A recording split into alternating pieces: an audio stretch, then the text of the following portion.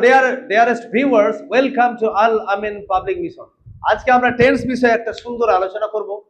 দেখো, টেন্স নিয়ে বহু রকম জল ঘোলা করা হয়। ছাত্রছাত্রীদের মাস্টারমশাইরা সংজ্ঞা দেন, অনেকগুলো ট্রান্সলেশন মুখস্থ করতে দেন। আমরা সেই সবে যাব না। আমরা তথ্যের উপর ভিত্তি করে কতগুলো সহজ সরল ধারণা অর্জন করতে চাই। আশা করি বিষয়টা বুঝবা। খুব সহজ, খুব সরল। চলো এগিয়ে আসি, এগোই।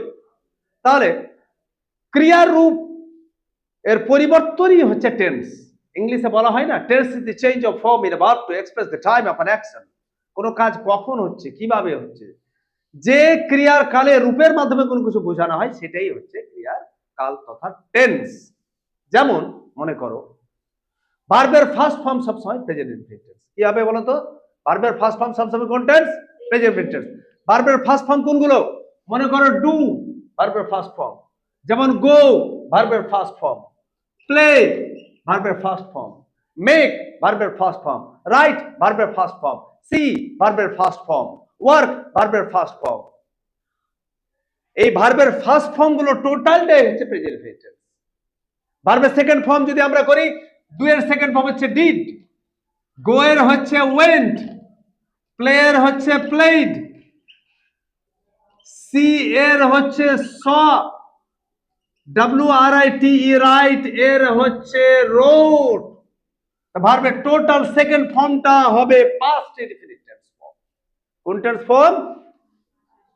Past indefinite tense form. কোন টেন্স ফর্ম? ভালো করে মনে রাখতে হবে ভিউয়ার্স।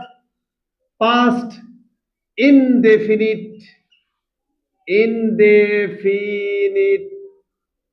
টেন্স সেকেন্ড ফর্মটা। আর ফার্স্ট ফর্মটা কি হবে? Present indefinite tense. খুব সহজ, খালি মনে রাখার দরকার। Present indefinite tense. ভিউয়ার্স, আমরা দুটো জিনিস মনে রাখতে পারবো না। ভার্বের first form present indefinite tense, ভার্বের second form past indefinite tense. ভার্বের থার্ড ফর্ম বলে একটা ফর্ম আছে। ভার্বের থার্ড ফর্ম হচ্ছে পারফেক্ট টেন্স। ভিউয়ার্স, আমাদের মনে রাখতে হবে পারফেক্ট টেন্সের আগে একটা অক্সিলারি থাকে। সেই অক্সিলারিটা হচ্ছে ভার্ব টু হ্যাভ। বলো, আশা করি তোমরা জানো বিষয়টা। ভার্ব টু হ্যাভ কি কি অক্সিলারি বলো? ভার্ব টু হ্যাভ হচ্ছে have, has, had, shall have, will have, should have, would have, may have, might have, can have, could have. তাহলে যদি থার্ড ফর্ম থাকলে পারফেক্ট হয়, তাহলে থার্ড ফর্মের আগে যদি হ্যাভ, হ্যাজ থাকে তাহলে প্রেজেন্ট পারফেক্ট।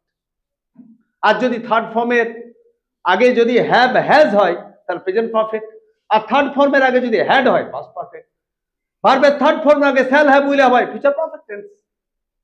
ভিউয়ার্স, তাহলে present indefinite, past indefinite, perfect tense. কি কি perfect? Present perfect, past perfect, future perfect. তাহলে থার্ড ফর্ম মনে করো গান, এর আগে যদি হ্যাভ কিংবা হ্যাজ হয় তো এটা চলে গেল প্রেজেন্ট পারফেক্ট। ভালো করে মনে রাখতে হবে, ভুললে হবে না। খুব সহজ একটা চিকিৎসা, খুব সহজ একটা শিখন পদ্ধতি, প্রচন্ড একটা সুন্দর শিখন পদ্ধতি।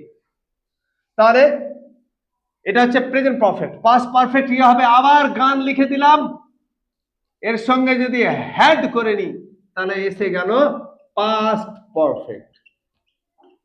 সুন্দর একটা শিখন পদ্ধতি, পাস্ট পারফেক্ট টেন্স। যদি ফিউচার পারফেক্ট হতে হয়, সাবজেক্ট শ্যাল বা will, main verb third form. Third form তো আছে, আবার চলে এলো গান, থার্ড ফর্ম। তার আগে শ্যাল কিংবা উইল, তার আগে তো সাবজেক্ট থাকবেই, এটা তো আমরা জানি সাবজেক্ট হবে, এটা খুব সহজ জিনিস। কিন্তু এবার এটা চলে গেল future perfect, PERFECT, future perfect tense. তাহলে প্রেজেন্ট পারফেক্টের পরিচয় কি? Third form. থার্ড ফর্ম আগে কি থাকবে? হ্যাভ, হ্যাজ থাকবে। কার পরে হ্যাভ, কার পরে হ্যাজ, তারপর সিঙ্গুলার নাম্বারের পরে হ্যাজ, বাদ বাকি টোটাল গুলোতে have. I, we, you, they এর পরে হ্যাভ, আর he, she, it, this, that এর পরে হ্যাজ। তাহলে subject have, has, main verb third form, present perfect. Subject had, had এমন একটা টেন্স, পাস্ট পারফেক্ট এমন একটা টেন্স, হ্যাড এমন একটা ভার্বের ফর্ম, সমস্ত ব্যক্তির পরেই কিন্তু হ্যাড হয়, কোনো বারবিজ নেই এর। তাহলে subject had, main verb third form, past perfect tense. Subject shall have, will have, main verb third form, future perfect tense. এই হলো পারফেক্ট। তাহলে প্রথমে আমরা আলোচনা করলাম প্রেজেন্ট ইনফিনিট, ভার্বের ফার্স্ট ফর্ম। পাস্ট ইনডিফিনিট ভার্বের সেকেন্ড ফর্ম, ভার্বের থার্ড ফর্ম পারফেক্ট টেন্স হয়ে গেল। এবার চলে আসবো আমরা কন্টিনিউয়াস টেন্স। কন্টিনিউয়াস টেন্সে কিসে হয়, ভার্বের শেষে সবসময় মনে রাখতে হবে আইএনজি হলে হয়ে যায় কন্টিনিউয়াস টেন্স। আইএনজি হয়ে গেলে কি হয়ে যাবে, কন্টিনিউয়াস টেন্স হয়ে যাবে। আইএনজি, ওই একটাই ভার্বকে নিয়ে আমরা গোয়িং, গোয়িংটা কোন টেন্স, কন্টিনিউয়াস টেন্স। এবার মনে রাখতে হবে আমাদের ভার্বের শেষে আইএনজির আগে সবসময় ভার্ব টু বি অক্সিলারি লাগে। কি লাগে auxiliary, verb to be auxiliary লাগে। তাহলে যদি এম ইজ আর থাকে, এম ইজ আর থাকে, তাহলে হয়ে গেল প্রেজেন্ট কন্টিনিউয়াস। খুব সহজ, প্রেজেন্ট কন্টিনিউয়াস। এই যে আবার গোয়িং নিয়ে নিলাম।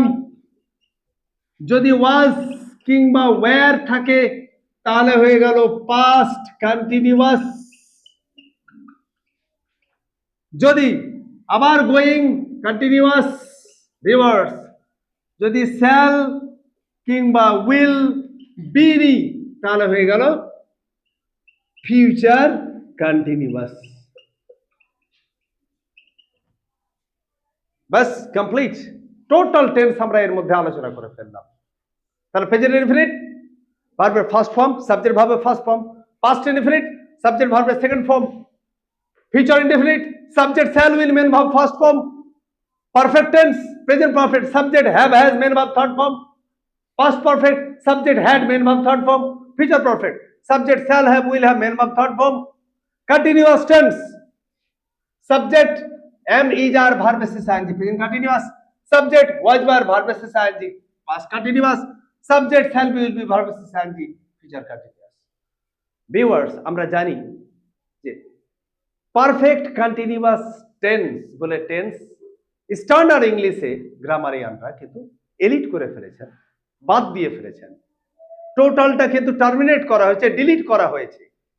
অতএব পারফেক্ট কন্টিনিউয়াস টেন্স বলে টেন্স নেই। আমরা যখন 1996 সালে এমএ করতে যাই তখনই স্যারেরা আমাদের বলছিলেন যে পারফেক্ট কন্টিনিউয়াস টেন্স বলে কোনো টেন্স নেই। তো সেই দিকটা ব্যতি রেখে বাদ বাকি টোটালটা আমরা এক সুন্দর রূপরেখা অঙ্কন করলাম। আশা করি বিষয়টা বুঝেছো। লাইক কমেন্ট শেয়ার করবেন। Thank you very much, thank you.